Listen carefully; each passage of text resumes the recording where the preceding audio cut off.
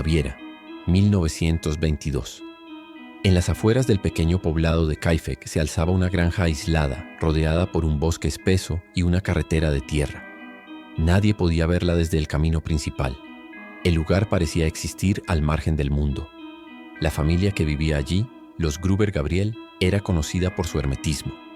Andreas Gruber, el patriarca de 63 años, era un hombre severo. Su esposa, Cecilia, apenas salía del terreno. Con ellos vivían su hija Victoria, viuda, y los 2 hijos de ella, Cecilia, de 7 años, y Joseph, de 2. También tenían una sirvienta. Todos compartían la rutina monótona de la vida rural alemana después de la guerra: cuidar el ganado, labrar la tierra, evitar preguntas. Durante el invierno de ese año comenzaron los incidentes. Pequeños al principio, Andreas se quejó a los vecinos de escuchar pasos en el techo del granero. Una llave desapareció de la casa. Se halló un periódico de Múnich en la mesa de la cocina, aunque nadie lo había comprado. En la nieve fresca se distinguían huellas humanas que venían del bosque y llegaban hasta la puerta del establo. No había huellas que regresaran.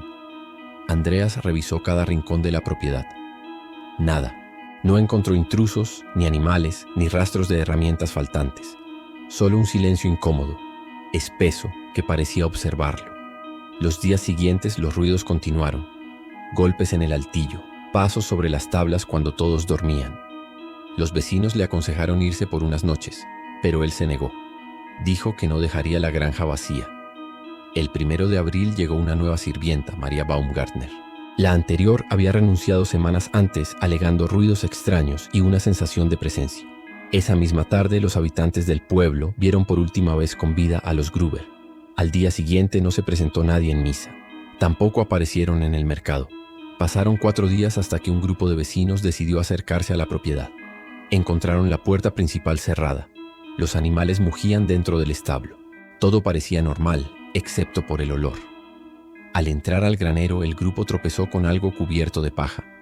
Había 4 cuerpos apilados: Andreas, su esposa, Victoria y la pequeña Cecilia. Los habían matado con una herramienta de granja, probablemente un pico o una azada. Sus rostros estaban destrozados. La niña, según la autopsia posterior, aún respiraba cuando la apilaron. En la casa, en la cuna, yacía el pequeño Joseph. La sirvienta en su cama. 6 personas, 6 muertes, sin testigos. La policía de Múnich llegó 2 días después. El hallazgo resultó aún más perturbador. El asesino había permanecido en la casa durante días. Había alimentado al ganado, cocinado pan, encendido la chimenea y comido las provisiones. Las huellas que salían del bosque terminaban en el granero. Ninguna volvía al exterior. El arma homicida no se encontró. No había señales de robo. Los relojes estaban detenidos a distintas horas, como si el tiempo mismo se hubiera quebrado. Los investigadores tomaron fotografías, levantaron planos, interrogaron a los vecinos. Todos decían lo mismo. Nadie escuchó gritos, ni disparos, ni caballos en movimiento. El ambiente del lugar resultaba opresivo. Los agentes describieron la granja como un laberinto de sombras y corrientes de aire. En el establo, el heno había sido removido recientemente. En el altillo se hallaron cabellos humanos mezclados con polvo. Dentro de la cocina, la estufa aún estaba tibia. Alguien había estado allí poco antes de que llegaran. Entre las pertenencias de Victoria se encontraron cartas a un hombre llamado Lorenz Schlittenbauer, vecino y antiguo pretendiente. En los años previos había rumores de una relación con ella, quizá incluso del nacimiento del pequeño Joseph. Cuando la policía lo interrogó, Schlittenbauer mostró una mezcla de cooperación y frialdad. Fue él quien, junto con otros, descubrió los cuerpos. Dijo que había ingresado primero para buscar a la familia, y que al notar el olor supo que algo estaba mal. Sin embargo, los testigos declararon que se movía por la casa con demasiada naturalidad, como si ya conociera el interior en detalle. Los interrogatorios se multiplicaron. Se revisaron campesinos, exsoldados, vagabundos. Nadie fue arrestado. En los archivos constan más de 100 sospechosos. El caso fue creciendo hasta convertirse en un rompecabezas sin borde. Los expertos en criminología coincidieron en que el asesino debía conocer la rutina de la familia, su entorno y los pasajes secretos de la casa. La precisión de los golpes indicaba fuerza y determinación. Ninguna de las víctimas presentó señales de defensa efectiva, salvo la niña, que tenía mechones arrancados de su propio cabello. Todo lo demás era orden, demasiado orden. Los cuerpos fueron examinados en una escuela del pueblo. Los cráneos se separaron del resto para analizarlos en Múnich. Años después, durante los bombardeos de la Segunda Guerra, los restos se perdieron. Las tumbas actuales en Weidhofen conservan solo los cuerpos sin cabeza. La granja, mientras tanto, se convirtió en punto de curiosidad y temor. Los aldeanos evitaban pasar cerca después del anochecer. Algunos aseguraban ver una figura con linterna caminando entre los árboles. Otros escuchaban los ladridos de un perro que ya no existía. En los informes policiales de 1923 se lee: la comunidad rehúsa hablar del tema. El silencio es general. A medida que avanzaba la investigación, aparecieron nuevas pistas. Un jornalero declaró haber visto humo saliendo de la chimenea 3 días después de las muertes. Otro campesino contó que una persona desconocida había intentado vender objetos pertenecientes a la familia. Nada comprobable. La prensa sensacionalista comenzó a usar el nombre Hinterkaifeck para referirse al crimen. Desde entonces, la palabra quedó grabada en la memoria alemana como sinónimo de misterio rural. La policía concluyó el primer año sin sospechosos concretos. El expediente se cerró y reabrió varias veces. En los márgenes de los documentos hay anotaciones escritas a mano. El asesino podría seguir vivo. No divulgar a la prensa. El tiempo no borró la sensación de que algo en esa casa estaba fuera de lugar. Los visitantes describían un silencio antinatural, un frío persistente incluso en verano. La madera crujía sin viento, los animales se negaban a entrar al establo. Años más tarde, cuando la propiedad fue finalmente demolida, los obreros afirmaron haber encontrado un pasadizo bajo el suelo del granero. Un túnel incompleto que conducía a ninguna parte. Nadie pudo explicar quién lo cavó ni cuándo. Solo un vacío, húmedo y sin salida, igual que la historia misma de Hinterkaifeck. Los agentes pasaron semanas revisando cada metro cuadrado del terreno. Nada. Los muebles estaban intactos. El dinero seguía en los cajones. Las joyas no habían sido tocadas. En la mesa del comedor encontraron platos y restos de comida reciente. Era como si la familia se hubiera levantado a mitad de la cena y nunca hubiera vuelto. En los establos, los animales estaban bien alimentados. Alguien había cuidado de ellos después del crimen. El reloj de pared marcaba las 2:15 cuando se detuvo. Afuera, el barro mostraba las huellas que llegaban del bosque y se detenían frente al granero. Ninguna volvía. La nieve ligera que cayó esa noche conservó el patrón intacto, como si el tiempo lo hubiera congelado. Los forenses describieron el trabajo del asesino como metódico. Cada víctima había recibido golpes precisos con una azada. No había indicios de furia ciega, sino de control absoluto. En el cuerpo de la niña mayor se hallaron mechones de cabello arrancados y marcas en las manos. Intentó defenderse. El pequeño Joseph, en cambio, no mostraba lesiones visibles. Lo asfixiaron con una almohada. La sirvienta murió dormida, sin ruido. Nadie comprendía cómo 6 personas podían morir sin que ningún vecino oyera un grito, ni siquiera los perros. Uno de ellos fue encontrado vivo, encerrado y con señales de haber sido alimentado.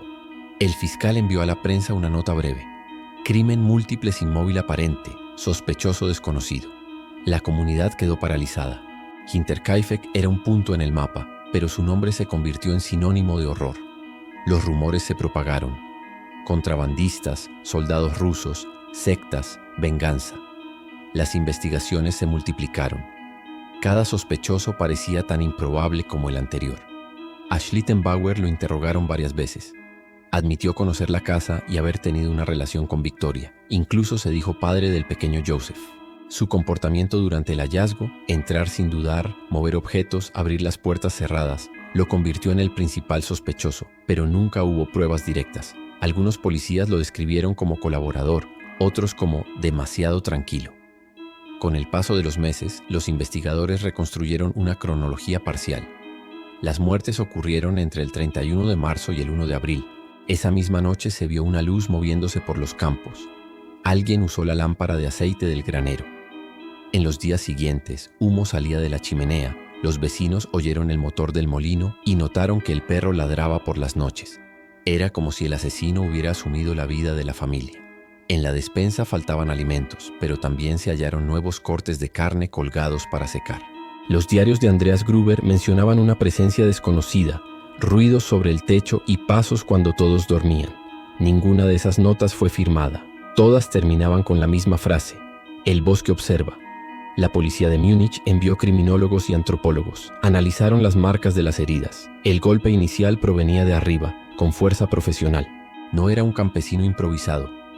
Alguien conocía el manejo de herramientas. Entre los objetos de la casa encontraron una vieja azada sin mango, parcialmente limpia. Se envió a análisis, pero no coincidía con las heridas. El arma real jamás apareció. En el suelo del granero, bajo la paja, se descubrieron mechones de pelo y astillas con sangre seca. Los informes señalan que el asesino quizá esperó allí, oculto entre los animales, durante horas. El interrogatorio de Schlittenbauer reveló un detalle que incomodó a los agentes. Dijo haber oído el llanto del niño dentro de la casa cuando llegó al lugar. Pero según las autopsias, todos estaban muertos desde hacía varios días. Cuando le preguntaron cómo había abierto las puertas cerradas por dentro, respondió que sabía cómo hacerlo. Después se retractó. Años más tarde, confesó a un periodista que se sentía perseguido por el caso, que oía el sonido del viento en el granero cada noche.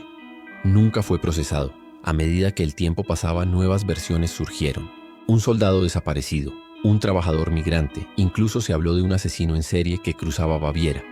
Cada teoría se derrumbaba por falta de pruebas. En 1923, la granja fue puesta en venta. Nadie quiso comprarla. Los visitantes aseguraban escuchar ruidos en la buhardilla y sentir el suelo vibrar levemente. Los objetos se desplazaban solos, los relojes volvían a detenerse. El sacerdote del pueblo realizó una bendición y cerró las habitaciones con cruces de tiza. Días después, las marcas habían sido borradas. En los años 30, un grupo de estudiantes de criminología revisó el expediente. Encontraron inconsistencias en las fechas, firmas alteradas y páginas faltantes.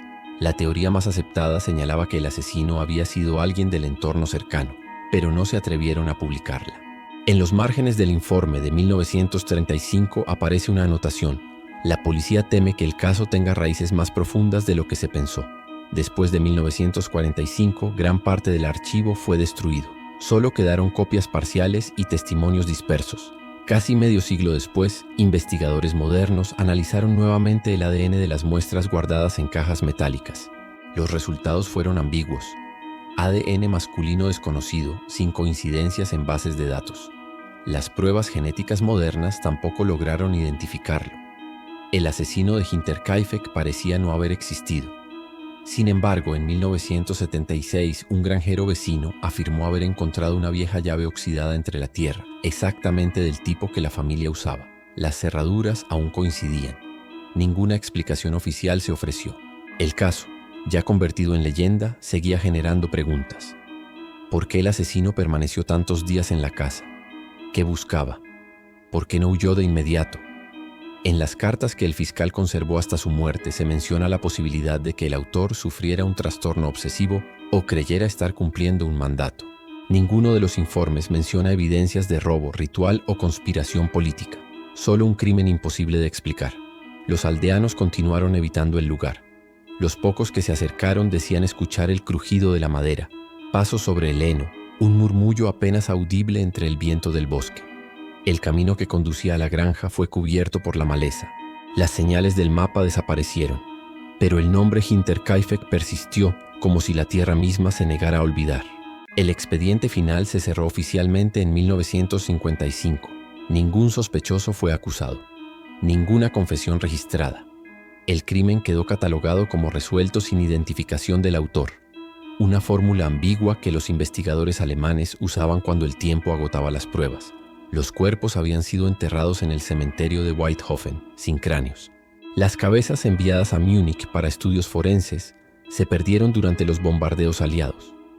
Las tumbas actuales muestran solo las fechas y una palabra grabada en piedra: Familie Gruber Gabriel. Los vecinos durante décadas dejaron flores secas y velas sin nombre. Nadie hablaba en voz alta del lugar.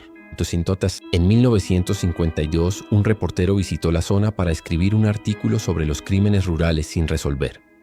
El camino a la granja estaba cubierto de maleza. Encontró restos del establo y parte de los cimientos. Los campesinos más viejos se negaron a acompañarlo. Uno de ellos, según el informe, le dijo: «El bosque aún respira por esa herida». El periodista describió una quietud absoluta, el sonido lejano del viento filtrándose entre las vigas. En el suelo halló clavos doblados, trozos de cerámica, fragmentos de vidrio. Nada relevante. Pero en la noche, mientras dormía en una posada cercana, alguien golpeó su puerta 3 veces. Cuando abrió, no había nadie. A la mañana siguiente abandonó el pueblo y nunca publicó el artículo. La granja fue demolida ese mismo año. Los escombros se retiraron y el terreno quedó vacío, cubierto de hierba alta. En 1997 se colocó una cruz conmemorativa de madera. 6 nombres, 6 fechas, un silencio. Desde entonces, visitantes y estudiosos han viajado hasta el sitio llevando grabadoras, detectores y cámaras térmicas. Algunos aseguran haber captado sonidos, golpes metálicos, susurros, un leve zumbido constante. Ninguna evidencia verificable. Los registros oficiales no mencionan fenómenos, pero los informes privados de periodistas y técnicos de sonido sí lo hacen. Una coincidencia. Todos describen la misma hora, poco después de las 2 de la madrugada. La policía moderna reabrió el expediente por última vez en 2007. Un equipo forense del Instituto de Policía Criminal de Baviera utilizó técnicas de ADN para comparar los restos con descendientes de los sospechosos. Los resultados no fueron concluyentes. Los investigadores coincidieron en que incluso con tecnología actual, el caso permanecería sin resolver. En la última página del informe se lee una frase mecanografiada. No es posible determinar quién mató a la familia Gruber-Gabriel, tampoco si el asesino alguna vez se fue. El misterio de Hinterkaifeck se convirtió en un tema de estudio para criminólogos, psicólogos y escritores. Algunos lo consideran un crimen pasional, otros un acto de locura súbita. Hay quienes sostienen que fue el resultado de un secreto familiar insoportable. Ninguna teoría resiste la falta de pruebas. Las huellas siguen sin regresar al bosque. Nadie supo explicar por qué el asesino se quedó en la casa, cocinó, durmió, alimentó a los animales, escuchó el viento. Esa calma posterior al horror fue lo que más perturbó a los investigadores. Uno de ellos escribió en su diario personal: "El asesino no huyó porque ya vivía allí". A lo largo de los años, el nombre Hinterkaifeck ha aparecido en documentales, novelas y estudios policiales. En 2017, un grupo de historiadores visitó el sitio con drones y escáneres de suelo. Descubrieron una cavidad subterránea de 1,5 metros, posiblemente un antiguo túnel de ventilación. Dentro encontraron fragmentos de madera quemada y metal oxidado. Ninguna prueba nueva, solo la confirmación de que bajo la tierra de la granja aún quedan restos de una historia inconclusa. La comunidad actual mantiene el lugar despejado, sin construcciones. Los visitantes dejan piedras pequeñas sobre la cruz como señal de respeto. Al caer la noche, el campo se vuelve denso y el aire parece detenerse. Los más viejos dicen que el silencio allí suena distinto, más profundo, como si el bosque todavía escuchara. Ningún animal cruza la línea del terreno. Ni siquiera los pájaros se posan sobre la cruz. Los archivos del caso Hinterkaifeck reposan hoy en el Museo de Policía de Ingolstadt. Las carpetas están numeradas y selladas. Fotografías en blanco y negro muestran la casa, los cuerpos, la nieve, las huellas. Las imágenes parecen más frías que el papel que las contiene. En una de ellas, ampliada digitalmente, se distingue una silueta difusa en la ventana del establo. Los expertos aseguran que es un reflejo. Otros no están tan seguros. 100 años después, el crimen sigue sin nombre ni motivo. Las preguntas permanecen.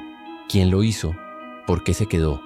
¿Qué buscaba en esa familia perdida entre los árboles? Ninguna respuesta. Solo un eco. Un eco que viaja desde el bosque, se detiene en las paredes derrumbadas y regresa con el mismo sonido que hace un siglo. El viento golpeando la madera hueca de una granja que ya no existe.